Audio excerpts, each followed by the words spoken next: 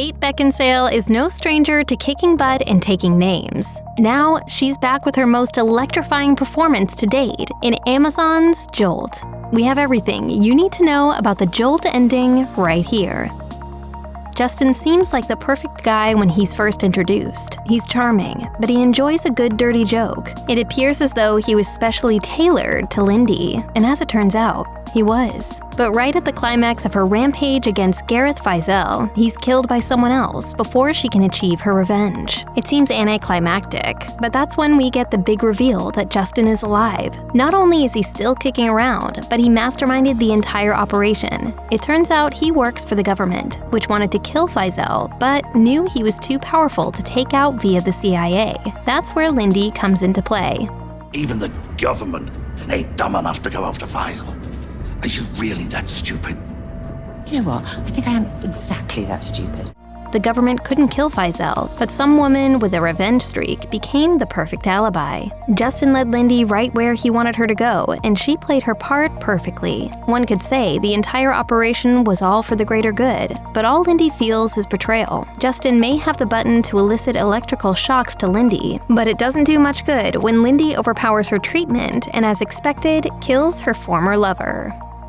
Naturally, Lindy's angry after she finds out Justin got all the information on her from Dr. Ivan Munchin, who developed the treatment in the first place. She visits him, and he's promptly arrested. Before that, he mentions how they can move on to the next stage, and it's not until the end of the film where we get a better idea of what that stage entails. In a scene reminiscent of Nick Fury telling Tony Stark about the Avengers Initiative, a woman played by Susan Sarandon enters Lindy's charred apartment. Through clever editing, we realize that she's someone who has a past with Lindy and was there when she was just a child undergoing experiments for her abnormal condition. Now it appears she wants to recruit Lindy as part of some covert mission where her abilities can be put to good use. She doesn't say who she works for and what kinds of missions Lindy would go on, but chances are that said missions would likely include killing scores of people.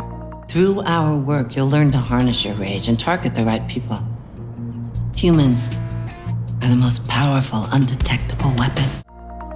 Susan Sarandon's cameo is the final scene in the movie. Given everything that transpires, you might assume that reveal is the end of everything, but you may want to stick around for a bit longer once the credits start to roll. The bonus scene doesn't have anything to do with the plot, but it's a nice payoff to what we saw earlier in the film. When Lindy's trying to get more information on her date's killer, she heads to a tech shop to get more data from Justin's phone. While she encounters a bunch of men on the main floor, they take her to the back containing their savviest programmer, who looks like a hacker straight out of a 90s movie. She's able to give Lindy the information she needs, and as payment, Lindy hands over the keys to her car, which just so happens to be a McLaren Spider. Naturally, the hacker is stoked on the new ride in the mid-credits scene, and hopefully she has the chance to drive it around for a bit before the police confiscate it for its role in a high-speed pursuit earlier in the film.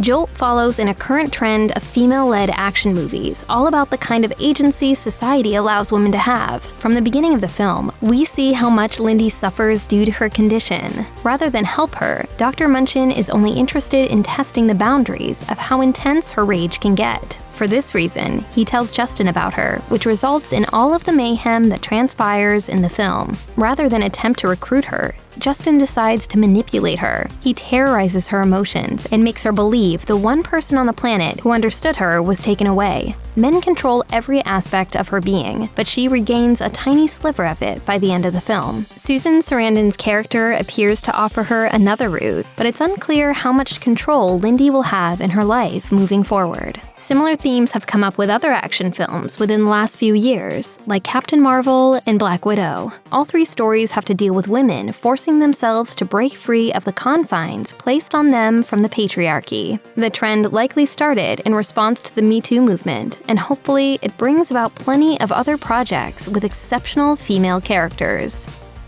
It certainly seems like the creative team behind Jolt have hopes for Jolt 2. Susan Sarandon's character, coming at the end of the film, hints at a whole world lying beneath the surface of what Lindy knows. and another adventure could very well be in store for her. It all comes down to whether Amazon wants to go around for another ride. Jolt just came out, so it's still a bit early to tell if a sequel announcement is in store. Star Kate Beckinsale is certainly no stranger to leading franchises, with her turn as Celine in the Underworld movies. Jolt isn't based on any pre-existing intellectual property, so it could be her version of John Wick, launching her into a killer role she gets to play for years to come. Regardless of the status of a possible Jolt 2, fans can look forward to seeing Beckinsale next in El Tonto, written and directed by Charlie Day. The comedy should make for a decidedly different pace than Jolt.